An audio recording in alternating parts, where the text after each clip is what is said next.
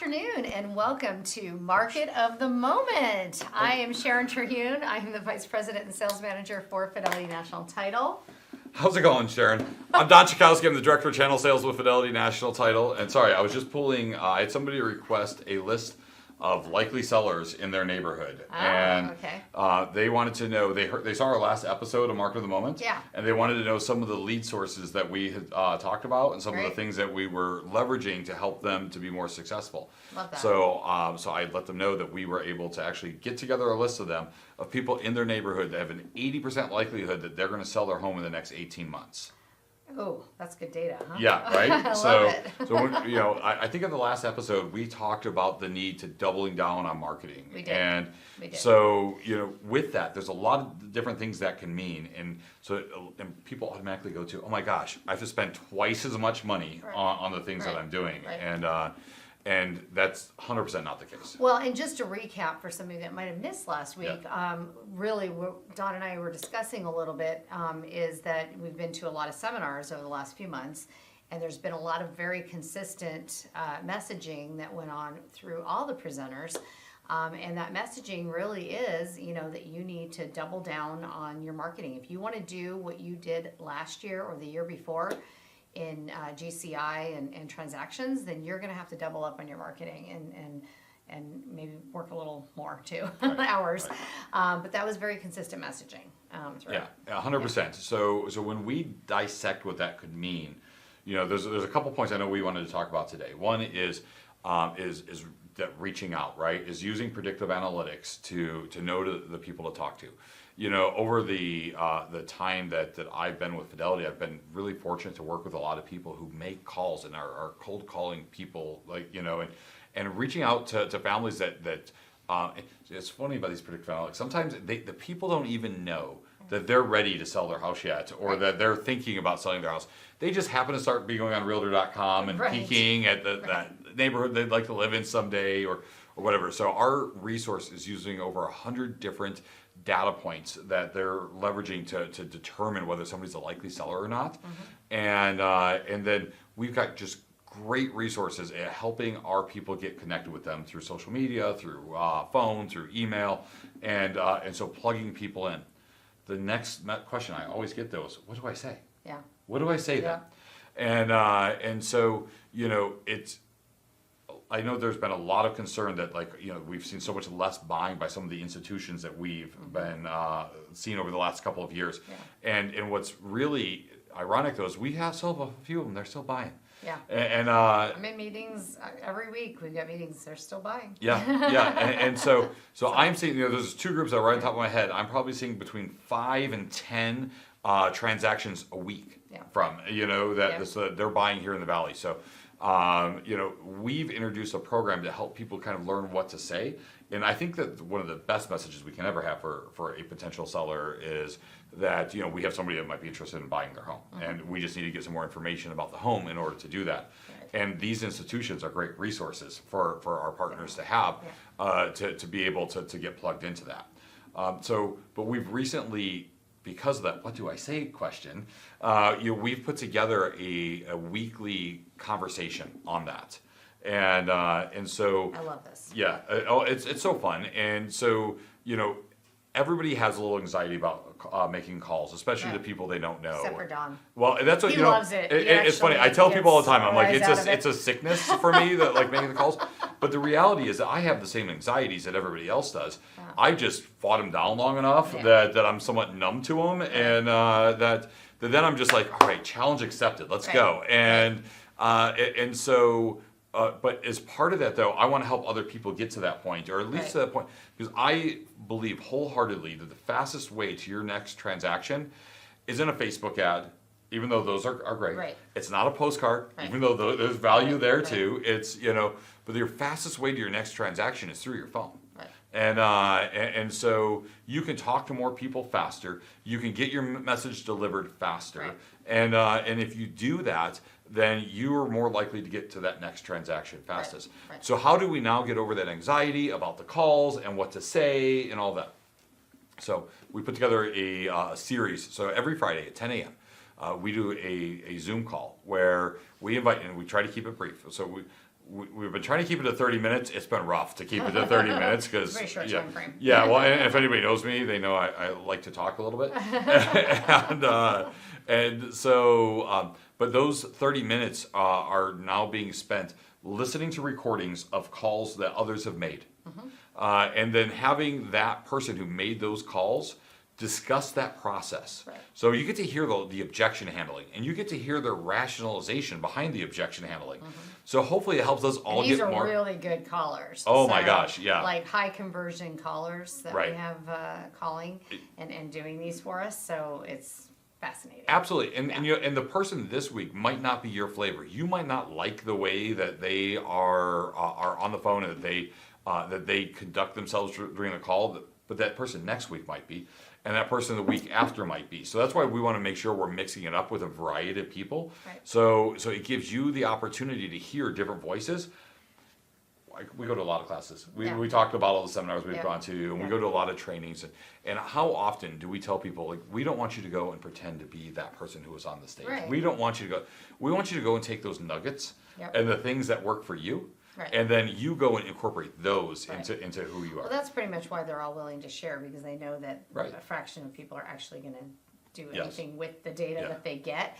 And really, again, going to any seminar, the idea is go find the 3 to 5 things. And really, the messaging, even from Tom Ferry, was find 3. Literally, Right. find 3 Yep. things that you want to focus on in the next 12 to 24 months and own it. Yep. Literally, just own that. Yeah, and that's what I think that it's important that we do that, and we incorporate that, and we stay around people, who are, we were just at lunch with somebody the other day, and they talked about the need to be around successful people, and like if you're around successful people, that then That's my then need. yeah. What's your lead? I Yeah, don't know. yeah. Well, so when we're It's a around disease. those, I don't know. those successful people, we catch it, right? We Right. catch success. We do. And so it's important that whether it be dialing. So if I don't like calling, I don't know, I'm not good at it. I don't know what to say. Well, surround ourselves by people who are good at it. Right. And Right. and then let's adapt what they're doing and Yeah. saying into what we're doing. So Yeah. so that's my fastest path to a transaction. Yeah. And and then of course the value of data, right? The value of data. So our predictive analytic data is great. Yep. I had somebody reach out to me the other day who told me that they were really looking for some very obscure data. Less than 1% of the data they were looking for may even have a chance at converting. Well, and you brought up a really good thing you just said. It's not just having the predictive data, Right. okay? Because lots of companies have data, right? Right. I mean, I've heard it said, everybody's got data. Right. Everybody's got data. Okay, maybe not, and the quality of the data is absolutely different all around, depending on where you're getting it from. However, I think the real key is, what do you do with the data? Right. Right? And obviously, we're not going to talk about it right here on Market of the Yeah. Moment for you, because we'd love to sit down and talk to you about Yeah. what do you do with the data and how do you convert that data into transactions. And that's what I think our sales team is the best at. Okay, it's not sitting here. Again, everyone's like, "You got data, I got data. I have more data than I know what to do with." Okay, then what are you doing with the data? Right? Let's sit down and talk about that.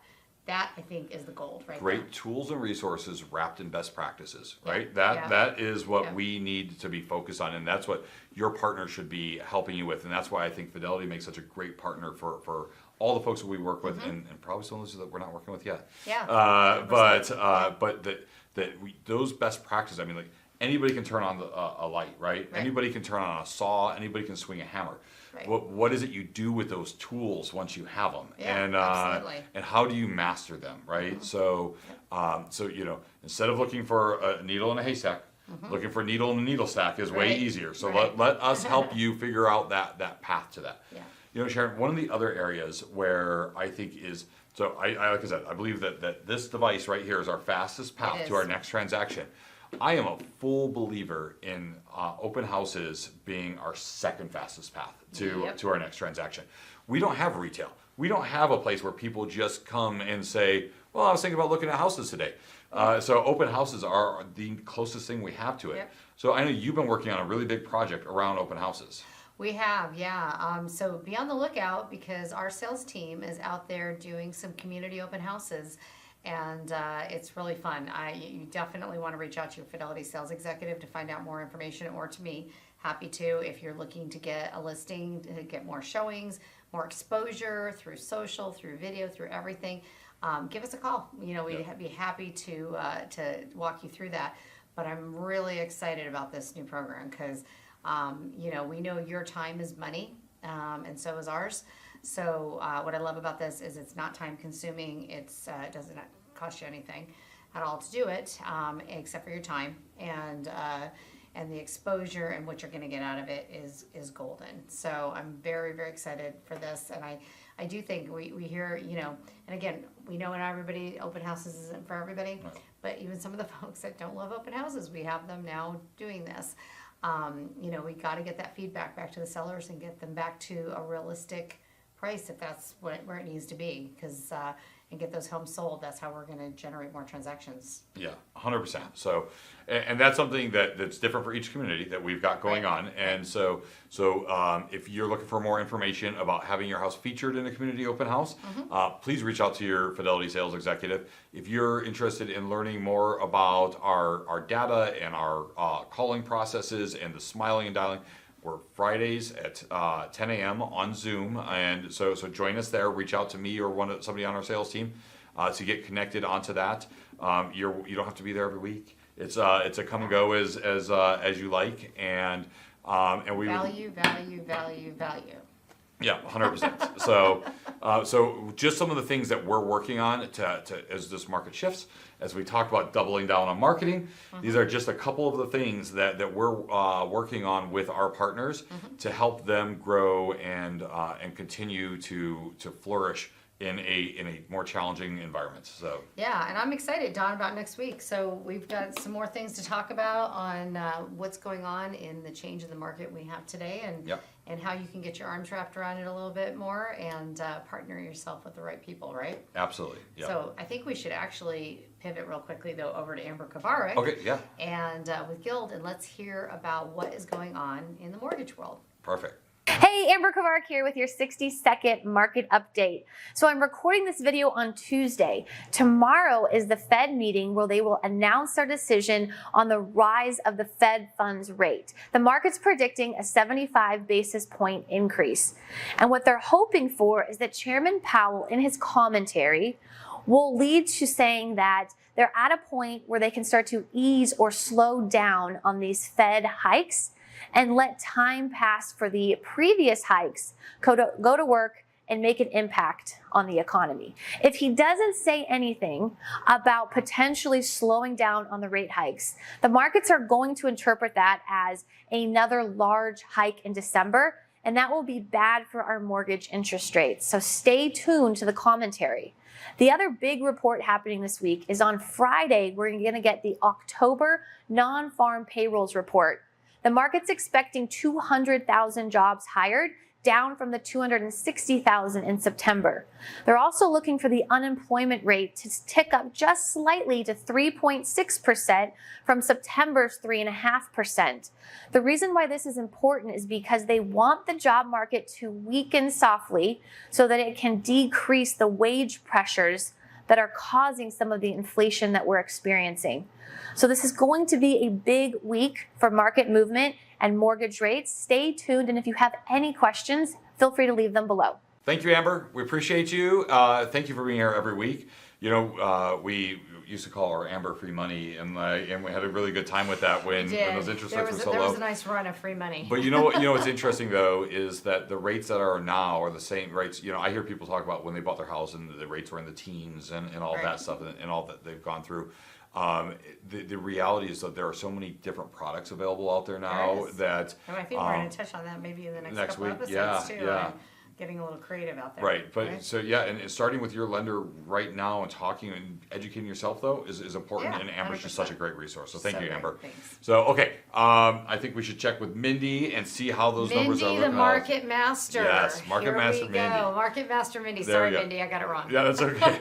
She didn't give the name herself, so all right, Mindy, thank you. What do we have going on? The real estate market in Arizona continues to cool with just 4,500 pending listings as compared to 8,400 this time last year, causing many to ask, is it a good time to make a move? if it doesn't seem like anyone else is doing it. While the average house price is still up about 6% in that same time period, and nearly 30% if you include the appreciation gained from our first year in a global pandemic, sellers are rejecting cash offers from wholesalers who thought they'd be the winners as prices start to adjust to a lack of competition from buyers. The truth of the matter is, even though sellers have a lot of equity in their home, they're trading in a very low interest rate and aren't getting as much as they had hoped for 6 months ago. It's kind of like going to the casino and leaving when you're up $200, but knowing that you could have left when you were up $500. Leaving at $200 feels great, unless you've got to compare it to what leaving at $500 would have felt like. Buyers are definitely winning if they're being strategic though, and since many of them are sellers, they're willing to trade in that interest rate if it means they solve some other issue by selling, typically space or geography related, and they're just excited that they have options to choose from and feel good about being able to negotiate again. In fact, as the average concession amount grows, those high interest rates become more manageable with rate buydowns, permanent and temporary. With nearly 21,000 homes on the market and all 17 of our major metropolitan cities trending towards a more buyer-friendly market, it seems that we'll likely end the year with at least 14 of those being in true buyers markets, where inventory remains fairly low given the population growth and the lack of new building permits from our new construction counterparts. Phoenix is still sitting at the number 15 spot on the Case-Shiller's Index, but it's not awards or rankings or even numbers that Arizonans need to gain confidence in the market again. It's just time. The heartburn of those high interest rates and a monthly payment that seems just too hard to swallow for the condition of many of the properties on the market are overshadowing the opportunities that buyers have if they are qualified to make a move. Our sellers are struggling to be seen, which is why pricing, staging, prepping, and marketing are just a few of the things that should be on your selling shopping list. Working with an agent who only knows market of the last 2 years, knowing how to negotiate is a lost art, and if you want the best terms for your sale, your agent is going to have to know how to navigate some new or old waters.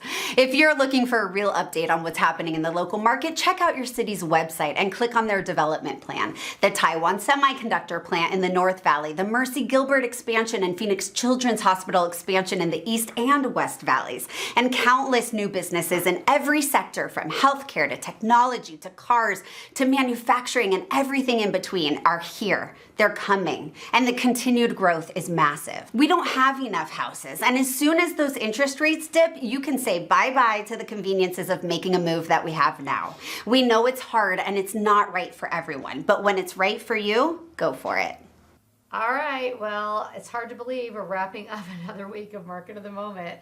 This is fun, Don. I love these fireside chats about what's going on in this change of market here today, and what our new market looks like, and how you can be successful in it. So I'm excited for the next upcoming weeks as well. Yeah, So absolutely. I think we're talking about partners next week, right? We're talking I about think we're going to talk about partners the value, next week. yeah, the value of partners. So, Value so partners. Every Thursday, here we are on Market of the Moment, Facebook, LinkedIn, and YouTube. So we appreciate your time today. So thank you, and we look forward to seeing you next week. Ciao.